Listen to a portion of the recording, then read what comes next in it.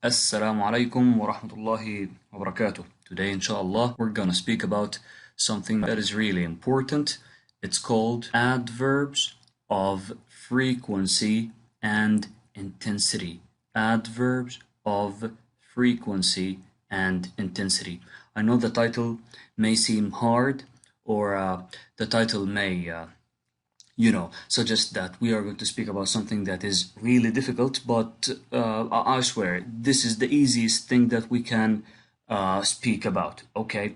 Before we start, let's remember what we have studied the last video. The last video, we have talked about adverbs. We said that an adverb is a word that tells something about the verb. It tells you how the verb is done, or when the verb is done, or where the verb is done. Okay.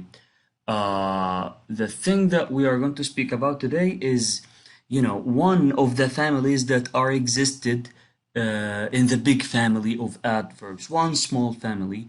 This small family is called adverbs of frequency. This is the most famous or the most popular name for them. Adverbs of frequency. As we can see here in the examples that are existed in the book, it says, we usually walk in the park. We usually walk in the park. Okay? When I say Ralph sometimes barks at birds. Ralph sometimes barks at birds. Okay? The word usually and the word sometimes are two of the members of the family I'm talking about. Remember what I said about the small family that is called adverbs of frequency that is existed in the big family of adverbs. We're having a big family that is called adverbs, and another small tiny kitty family that is called adverbs of frequency. I want to move to something I have done for you. It says adverbs of frequency. Okay. When I say, for example, I read a book every day. Look at this calendar. When somebody says something like this, I read a book every day, this means that he reads a book every single day. What happens every single day? What happens every single day is that this guy or this girl reads a book every day. So the word every day, because it's talking about the verb read or the action read, this means that it is an adverb, okay? Let's move to another example. I always read a book. I always read a book, okay? I read a book every day. I always read a book. Both of them are adverbs, and they indicate or they identify or they tell us more about the action of reading. How often does it happen? How often does it happen? Okay, so I always read a book every day. If we are saying that the action of reading is happening in a month, this means that because I'm using the word always, the action of reading happens every day. If I say the sentence without always, if I say, I read a book, nothing will come into your mind but a person who reads a book. That's it. How frequent? I have no idea. How often? I have no idea. Only the idea is going to get into your brain when you say I always. Okay? I play the saxophone 5 times a week. 5 times a week. So this means that if the week starts, for example, from Monday and it ends on Sunday, this means that it happens 5 times a week. Tuesday, Wednesday, Thursday, Friday, Saturday. I play the saxophone 5 times a week. This means that in the 7 days that are existed in a week, this action only happens 5 times. Okay? I can use a word that has the same meaning, which is the word usually. I usually play the saxophone. I usually play the saxophone. Okay. What about twice a week? If we are having a week and every week the action that you are talking about happens twice. For example, on Thursday and on Saturday, or Wednesday and Friday, or Thursday and Saturday, and so on. I can say twice a week, which is an adverb by the way, or I can say I often ride my bike. Yeah, this happens. I often ride my bike. It happens. I often ride my bike. Okay. I play basketball once a week. If this is the week, the action we are talking about happens once. Only once. Let's say that it happens every Friday. So it happens once. Once a week. I play basketball once a week. Okay, I can say once a week, or I can say I sometimes play basketball. I sometimes play basketball.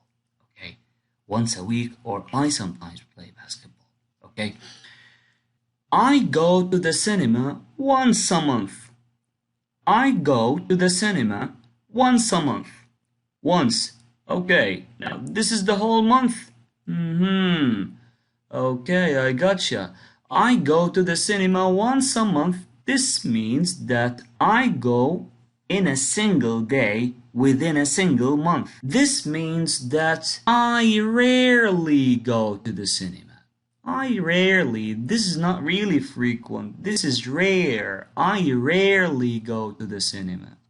I rarely go to the cinema. I never drink soda. I never drink soda. Look at the calendar here. Nothing. Why? Because this guy never drinks soda. I never drink soda. Okay. Words like every day, 5 times a week, twice a week, once a week, once a month, those kind of words come at the end of the sentence. Okay, gotcha. So, what I want to say here is that when you are having the word every, like every day, every month, every year, put this word at the end of a sentence. When you are having once, twice, 3 times, 4 times, 10 times, anything that is related to the word times or indicates the number of times an action takes place, we put it at the end of the sentence. But words like the word always, like the word usually, like the word often, like the word sometimes, and the word rarely, and the word never, we put them before the action verb. We put them before the action verb, okay? So, what I want to say here, I want to say something about this guy. I don't know, why do people believe that teachers are bald? I don't know, especially English teachers. Yeah, I hear you laughing. Okay. When you are using the word always, this indicates that you are saying that the verb is happening 100%. Usually or normally, the use of them means that it's a little bit less, often, less, sometimes, less, rarely, less, never, never. Okay? It's the same thing here. When you are saying once, this means that it happens for 1 time, twice, 2 times, 3 times, 4 times, 5 times. Okay? I ride my bike twice a week. Twice. I ride my bike twice a week. What do you think the answer is going to be? I ride my bike twice a week. I walk my dog every day. I play the saxophone 5 times a week. I play it. I go to the cinema once a month. I go to the cinema. And I don't drink coffee. This means that I drink coffee. Okay. I play basketball once a week. This means that I play basketball. Now that we have spoken about adverbs of frequency, you can now know that the words usually, sometimes, words like hardly, words like enough, words like almost, all of these words are called adverbs of frequency and intensity. What I want from you here in sentences from 1 to 5 is that you should notice that the verb in the sentences is already underlined. All what I want you to do is to write the adverb that tells how often. Write the adverb here in the spaces, please. Okay. The second thing here is sentences from 6 to 10. He wants you to underline each adverb and to write the verb that it describes. So we will underline the adverb here in the sentences, and in the spaces here, all what he wants you to do is to write the verb that the adverb is talking about. Okay. The next part I want to speak about is called adverbs in different parts of sentences. Adverbs. Now we know that an adverb tells you something about the verb, tells you more about the verb. It tells you a piece of information that you need to know about the verb. Okay. Actually, I do believe that the existence of adjectives and adverbs, for me at least, is considered the soul of the sentence. The soul of the sentence. It's turning the sentence into an alive sentence. If I said I play football, it's dull.